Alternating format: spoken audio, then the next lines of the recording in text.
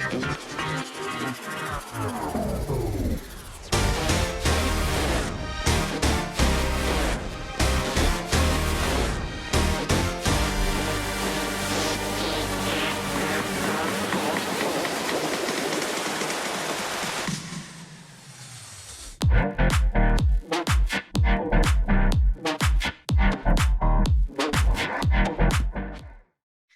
everyone and welcome to StudyTravel TV Live, a show of news, statistics and opinion. I'm Bethan Norris, Senior Editor of StudyTravel Magazine. Hello everyone, I'm Joshua Walton, Staff Journalist at StudyTravel Magazine. Before we get started, for the best viewing experience, please put the call in side-by-side speaker view. You'll see an icon in the top right-hand corner of the screen where you can select the view. We are delighted to welcome you all today to the latest episode of StudyTravel TV Live. In today's broadcast, we'll start with a news story and then we'll be joined by our guests this week, Maura Leào, CEO at Yet Education and Travel, Yázigi Travel Intercambios and Institutional Relations Director of Belta, and Stephan Roussounis, Managing Director at Bayswater Education and Board Member of English UK. We'll then introduce a few more stories as we go through the show. If you have any questions for the presenters or guest speakers or comments on the stories, please post them in the chat box and we'll read them out at the end. A big thank you to the sponsor of this episode, Londonist. So we'll start today with COVID-19 travel restrictions, as there have been a number of developments in study travel destinations. Firstly, the UK has followed Ireland in completely lifting all entry requirements, regardless of the country of departure or vaccination status. Meanwhile, Canada has announced that from April 1st, it will drop all pre-arrival testing requirements for international passengers who are fully vaccinated with a WHO-approved vaccine. From the same date, South Korea will allow international travellers who are fully vaccinated to enter the country without the need for a quarantine period, a move welcomed by the industry there. New Zealand will bring forward the date for visitor travel from visa waiver countries, which includes all of the EU and a number of markets in Latin America and Asia, to 1st of May. Welcome news for the English language sector. As things stand, student visa applications are due to resume in October, but a special cohort of 5,000 students will be allowed to apply from April. However, in Malta, ELT Association Feltham is urging the government to come into line with rival destinations so that it can instill more confidence in agent markets. Currently, travellers from countries designated as dark red need special permission to enter Malta, and Feltham is calling for language tourism to be recognised as a valid reason. Feltham is also urging an end to in-class restrictions, which it says are limiting capacity ahead of peak season. At this point, we'd like to introduce our guests, Stephan and Maura. Hello, thank you so much for joining us. Hello. Yeah. Hi there. So Maura, our STM agency survey in 2019 showed that Malta was the destination of choice for 4% of Brazilian students, whereas New Zealand was not featured. Yet in 2020, which was a year that had a 76% decline in Brazilian student travellers, New Zealand popped up with 4% of travellers and Malta was off the list. Brazil is on the dark red list for Malta, so it looks like the trend towards New Zealand will continue for your clients? Of course, because, in order for someone to decide where they're going, they need to know if they can go, if the borders are open. So Malta, which is a very beloved destination for Brazilian students, is facing some problems because we are not allowed in terms of arriving and not to be, we have to do a quarantine, staying in hotels, and that brings a lot of cost to the end of the cost of the program. So New Zealand has been playing a very important role in preparing themselves to get the students back to New Zealand, and they were extremely active during the pandemic months in terms of bringing information about immigration issues, visa issues and everything. So that counts a lot at the end of the day for the numbers that choose to do their program abroad. So that Malta should change the situation as soon as possible so they can get back Brazilians to the island. Okay, thank you. And Stephan, you and James at Bayswater have had a busy time since the pandemic started, with acquisitions of the Language House in Liverpool, LSC from STS, Eurocentres and the Stafford House schools. You both must be very keen for all the restrictions to come down so you can fill up your classrooms. Yeah, I mean, it's already happening. I mean, the wave of students coming back is very, very quick. And I think we're facing maybe all the same situations that most of the hospitality sector had when they opened restaurants again and bars. Is like, do you have enough staff? Do you have enough accommodation? So we're all just trying to cope with a wave of students that have returned, really. So we're really excited. I mean, looking at the data of last year is almost kind of, you know, is one thing, but looking at these restrictions, you know, they're gone in the UK. I took my first flight last week with no mask. It felt really, really weird.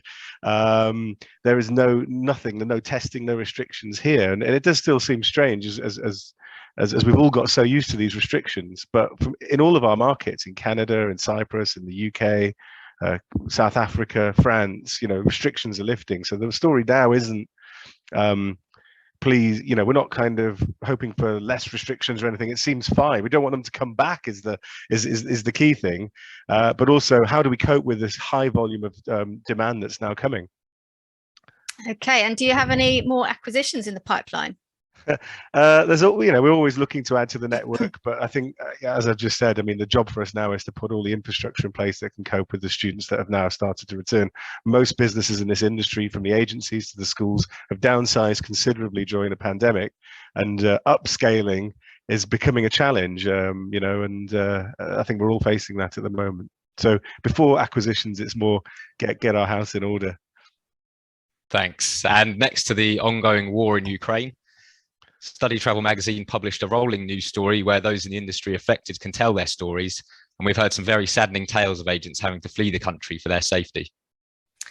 Educators, associations and governments have been supporting Ukrainian students and refugees with offers of scholarships, free courses and online programs. German language school members of STtv and Feltham members in Malta, for example, have made a number of places available. Universities in Canada have offered tuition-free places, and a number of major universities in Israel offered students the opportunity to continue study with tuition, accommodation and a stipend available.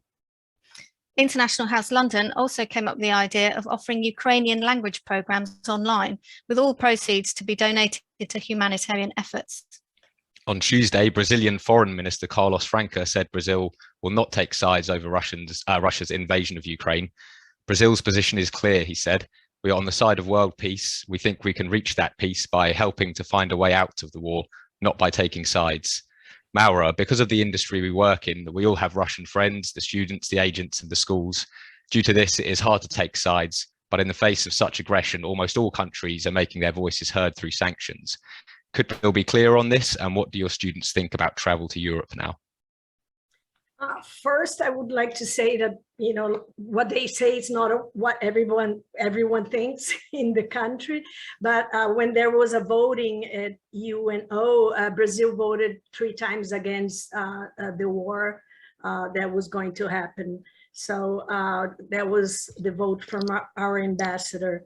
And Brazil has always been like this in terms of, we are so far away from any war in the world. So I think it's always a big issue to have to decide. But I agree with you. I think we work with international education. We promote peace, we promote transformation throughout education from people from all over the world.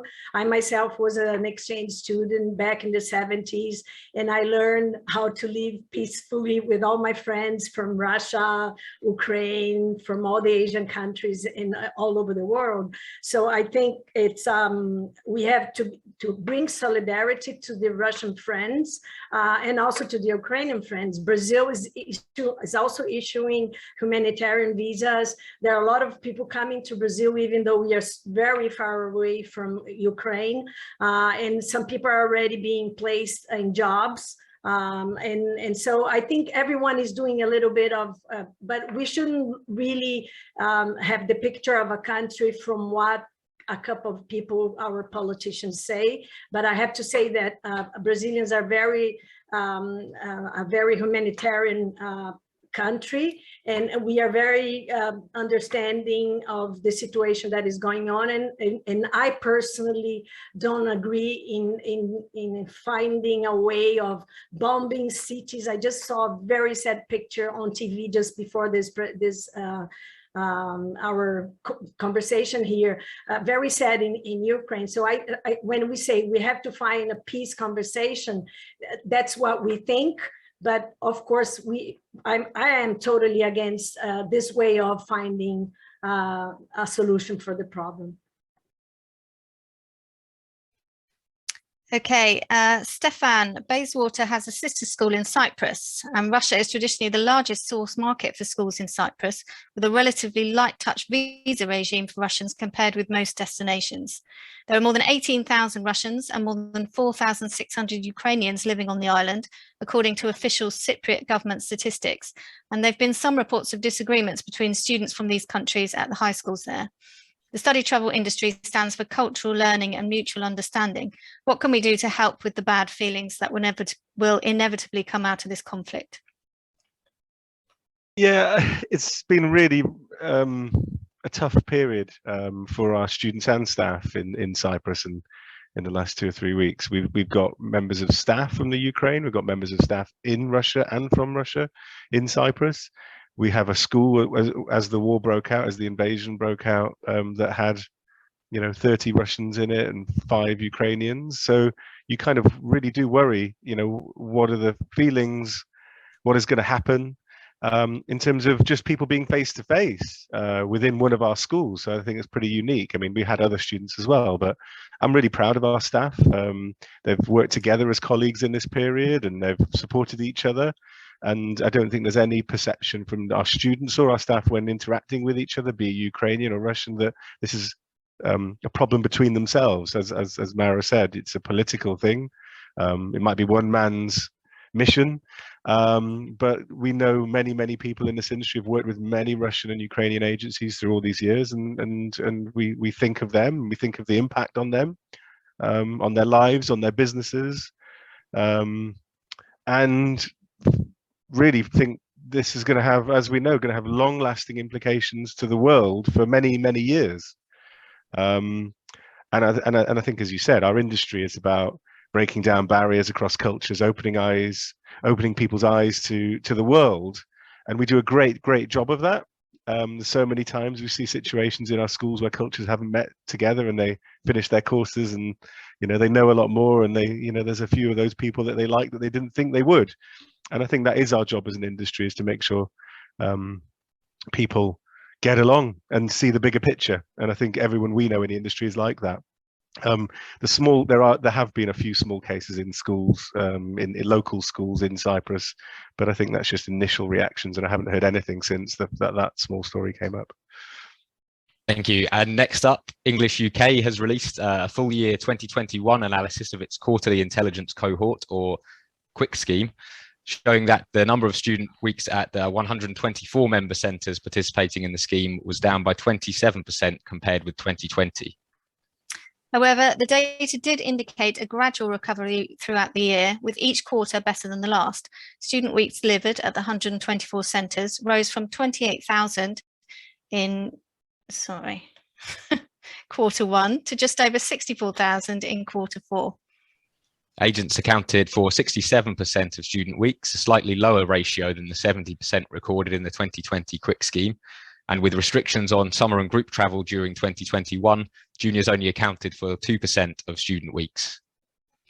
The survey also gave some interesting results on top source countries, where typically the European markets such as Italy and Spain dominate. English UK said that Saudi Arabia provided the most student weeks in 2021, followed by Kuwait, China, Japan and Switzerland. Ukraine was actually the top source country for junior student weeks.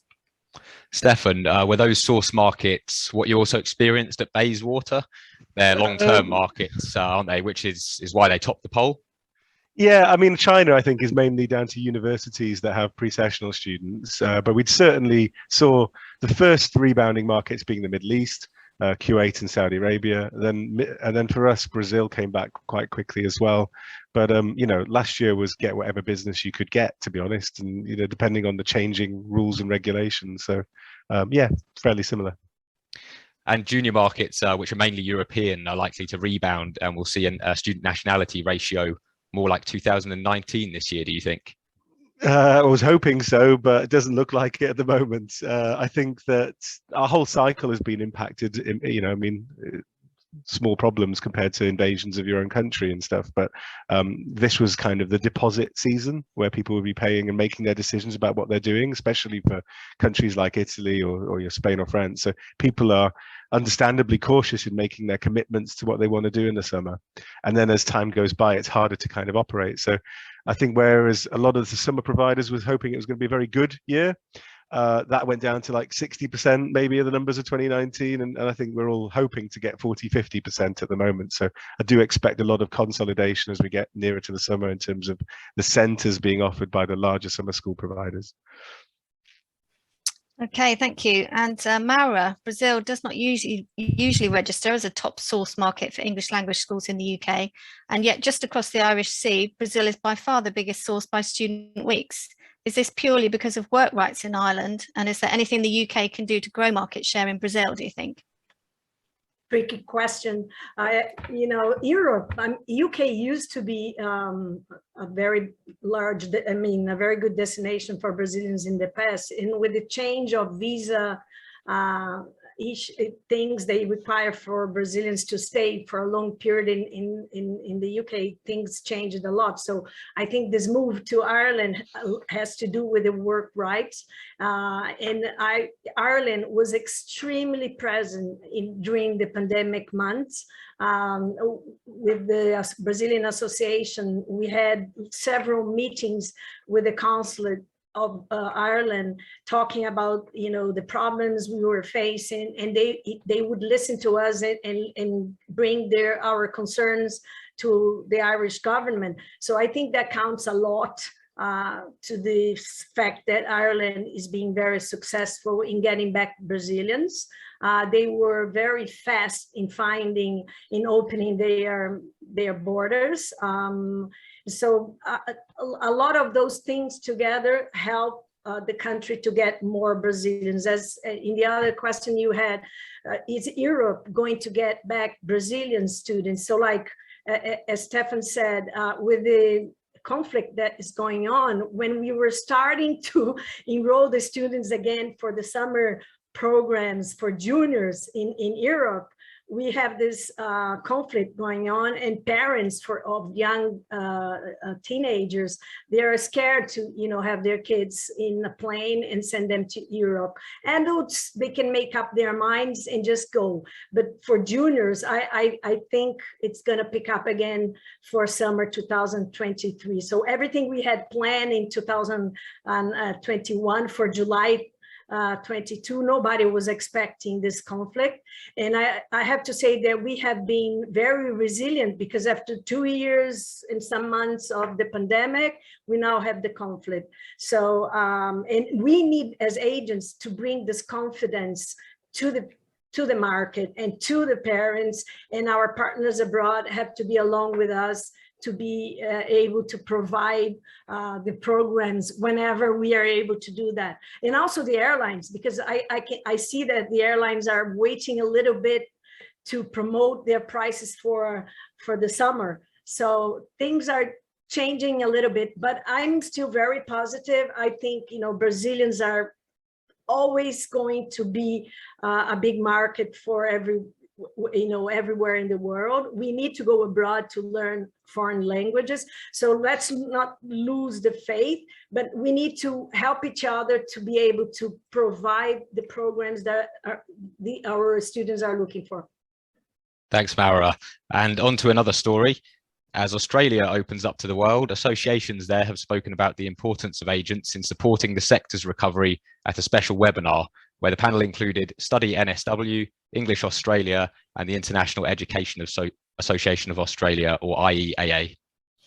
English Australia, for example, said the recovery of ELT would likely be a little slower than the other sectors, and said that market cultivation between schools and agencies and strong partnerships with quality agents would be critical. Study New South Wales, meanwhile, urged for agents' help in spreading the message that Australia is fully reopened and about the free support resources available to students. IEAA, meanwhile, said that government policy had quickly gone from Fortress Australia to being very supportive, and also said that one of the positives to come out of the pandemic was a greater understanding among domestic students and the wider community about the value of international students and the issues faced by them. And also in Australia, Study Gold Coast announced an initiative to provide a $500 travel grant for the first 500 international student applicants to meet the conditions. Australia has also unveiled a new nation brand as part of its post-pandemic marketing push. Maura, in the StudyTravel Magazine market analysis on Australia, Latin America led the way in student nationalities in 2018, with Colombia sending 19% of all student weeks and Brazil second with 16% of student weeks. That's a colossal 35% of the market combined. How long do you think it will take to get back to these levels? Australia has just recently opened their borders in a not for everyone. So things are picking up in a slow motion, I would say. The reason why Brazilians and Colombians send students to Australia is because I think we are in the same time zone. We have the same way of, the weather counts a lot, and Australia has a lot to offer. So a lot of Brazilians, I would talk on behalf of Brazil, are waiting for this possibility of going back to Australia. And they offer all kinds of programs. Higher education plays a very important role also enrolling the students. But I think these numbers are not going to be possible. This is my personal opinion for the time being now. Also because even though it's Australia, what's going on at this moment with the conflict, I think also holds people back a little bit to make their final decision. So let's think in a positive way for 2023. But Australia, you need to start planning in advance. So our work as an agent, we need to help the students have this planning, how much they have to invest, and start to prepare themselves for the visas, because both countries need a visa to get in Australia. So they cannot only start thinking in 2023, but we are already talking to students to help them plan for their future travel. So let's hope we are going back to the same numbers in the following months. Okay, thank you. And Stephan, one of the things that Brett Blacker, CEO of English Australia, said during this webinar is that the industry needs to avoid a price war and a rush to higher commissions, as this could damage recovery. Would you agree with that? And do you think there's been a price war in the UK? I think I was concerned about the same things. I think we've had a price war for the last 20 years, unfortunately, and so discounts and commissions have increased dramatically since I started in the industry, to levels where your eyes water. I think we were kind of facing a little bit of the challenges I said earlier are that we're lacking accommodation, we're lacking staff, we're lacking flights. So actually, those that can travel are actually lucky to get a space. So I think we're in this kind of position now of going, we have to make sure that we get as much revenue for every student that comes. On the other side to that, you've got currencies that have devalued significantly, like the Turkish lira, where people are finding it harder to afford destinations. So you've got this challenge of people having less money in their pockets because of inflation, but then all the costs that we have as operators have gone up. We've got to balance that very, very finely.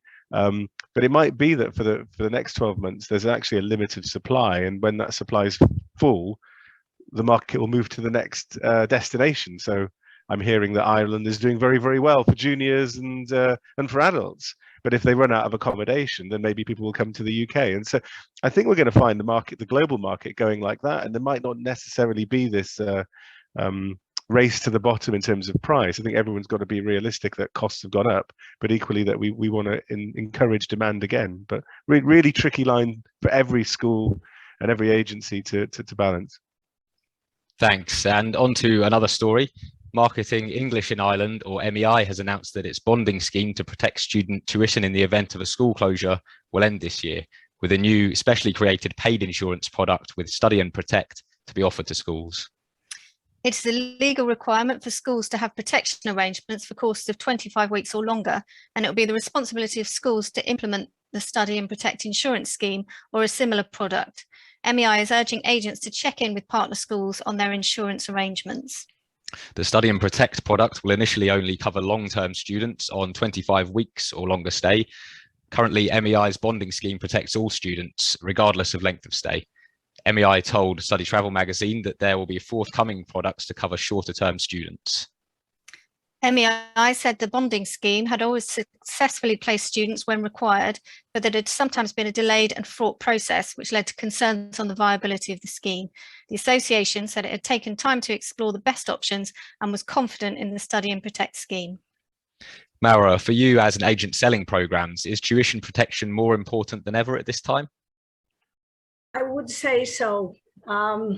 We still, when we had the pandemic months, we know that like some schools were acquired by groups and things, and like the former school had given vouchers with a credit for the student because they had already paid, and now they're not giving the credit anymore. So it hurts a lot our market. It hurts the student that was like saving money for that trip of their life. And so I think the protection of this money is a very important thing to be done. Some countries have this already implemented as a policy for their way of dealing with international education. I think Ireland is like trying to deal because they have a high number of students going there. And I think if we get to the point that the school is protected, the agent is protected, and mainly the student, that's the dream of our industry, because nobody should be hurt in a way that we have to close down our doors because nobody paid or so I think protecting the monies from the ones involved in the process of enrolling a student is something that we have to have as a goal for the future. Okay, thank you. The tuition protection schemes operated by associations are generally designed to protect students already present at the school, but not usually future students who have paid a deposit. Stephan, Felka has proposed an escrow account which would hold tuition payments in a secure deposit and protect all parties in the event of closure. Is this what the industry needs, do you think? And could it work on the scale required? I think the industry will, from a market forces point of view, develop products like this all the time, but getting everyone to adopt them is much more difficult. I've seen exceptional use of the English UK scheme of other schools to support students in schools that have closed down, and we've supported so many closures in London and taken on the students of those schools at Bayswater. But the question of people who are about to travel who paid a deposit is a very difficult one. But getting everybody to join up is the hardest thing. I think in Australia or in other markets like Ireland as well, there have been deposit schemes that are effective when they're implemented on a national level, but when it's a voluntary level, it becomes very difficult. Now, obviously, if associations or agencies say we're not going to work with schools who aren't adopting these schemes, that makes things a lot easier. But I still think that kind of trying to get a whole industry to adopt one standard is really difficult. We just have to let the market get to that point. But I suppose the longer you're in business, the more you kind of work out who can help you and who can't, and how people acted during the pandemic. People will remember that if they've supported or if they've not. It's really tricky, but yeah, I think mass adoption takes national rules rather than people electing to join it. Thanks. You are both board members of your respective trade associations in Brazil and in the UK. Associations have taken a number of measures during the pandemic, including reducing membership fees, and many will have taken a financial hit themselves from lower fees and reduced membership. How much of a challenge is it for associations to sustain the services that they offered before the pandemic? If we start with Stephan.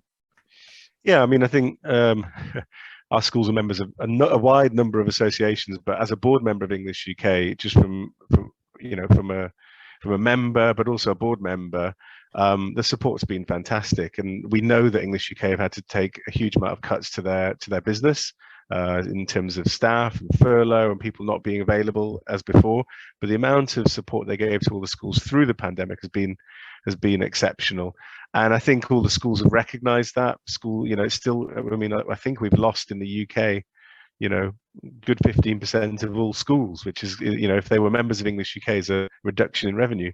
But you know, I still think all the members value their membership of English UK for all the, you know, all of the things it's done through the pandemic, fighting for government support, you know, in particular has been really, really important. So yeah, I think more than ever, in terms of all across the industry, associations have been really, really important. People sharing best practice, helping each other, and trying to tackle problems together rather than individually.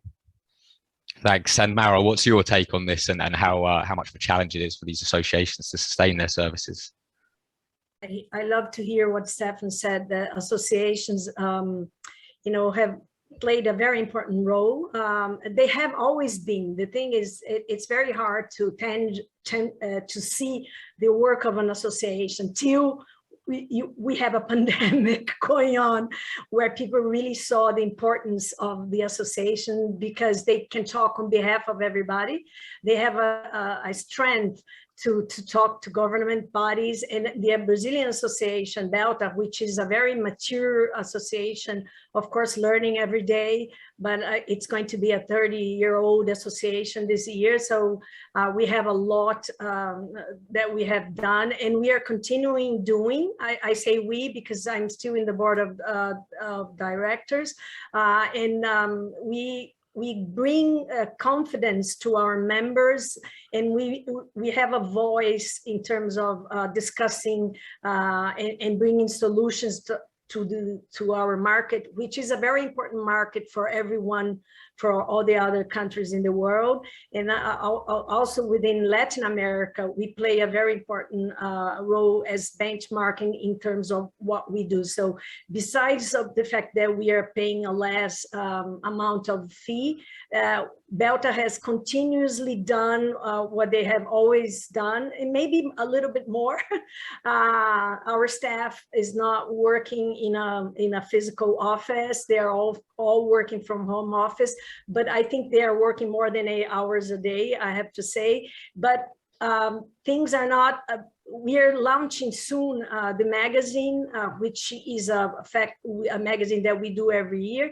And we have also had the survey done, sponsored by Education New Zealand, which gives us real numbers for 2021, and we could plan for 2022. So that's the importance of the association. And I really call my friends here that are listening to us, providers, schools from all over the world, that really look into agents that are part of these associations, because they can, you know, there is someone looking after them and helping them sustain their businesses. And thank you so much for StudyTravel for also supporting the associations, the Federation FALCA, which is also working very hard to bring opinions from several parts of the world. Okay, thank you. That brings us up to date with all the latest news in the industry. At this point, we'll completely open up to the audience to see if there are any questions for our guests or for the StudyTravel team. These can be on any of the stories or topics we have discussed. Please do make sure that your organisation and your name are in your Zoom name or in the question. And I can see that we do have a question, although I think, Stephan, you have replied to Nicola Lutz. Stephan, well, I guess we can ask both of you this question, really. Do you feel agents are more open and flexible with schools now, more collaborative since the problems of the last 2 years? Yeah, I mean, I think the industry is, I mean, it was a very, very close industry before. We always liked to meet each other and see each other around the world at events and in each other's offices. But more than ever, I think, you know, we've really got closer and more understanding of each other's sides, I think, through the pandemic. And I can see that our agencies are patient with us, and I'm not sure if our customers are as patient as they were before. I think a lot of people have lost their patience after 2 years of being locked up at home, but that's understandable. But certainly the relationship between schools and agencies is as strong as ever, and that's always one of the best things about being in this industry, isn't it? Okay, Maura, would you agree with that? Yeah, I totally agree that schools are even closer to the agents and vice versa, because I think the pandemic came to change some of our behavior that maybe was not being too positive to our industry. So I think we have a change of mindset in terms of collaboration, which is a key fact for this industry, because we have to work together, educate, providers and agents to provide the best service to the clients, as Stephan said, that are not very patient because they don't know what's behind the curtains of, to be able to provide a service, going through currency changes and all, everything that we are going through. So I think that's the key word.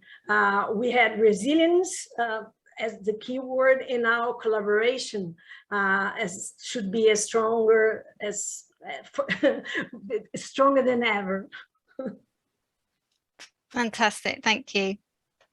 Okay, I think that looks like the end of our audience Q&A, which brings us to the end of this week's StudyTravel TV Live. Our next episode will be on Wednesday, the 6th of April at the same time of 4 p.m. GMT. Visit the StudyTravel TV Live page on StudyTravel Network, which you can find under the magazine section in the menu, where we'll be announcing the guest speakers for the next broadcast, as well as a recording of this episode and past episodes. So that's it for today. We'd like to say a big thank you to our special guests. Maura, thank you very much for your time and insights today. And Stephan, thank you for joining us and sharing your thoughts. We look forward to seeing you both again soon. And thank you again to our sponsor this week, Londonist. Thanks for watching, everyone. Goodbye.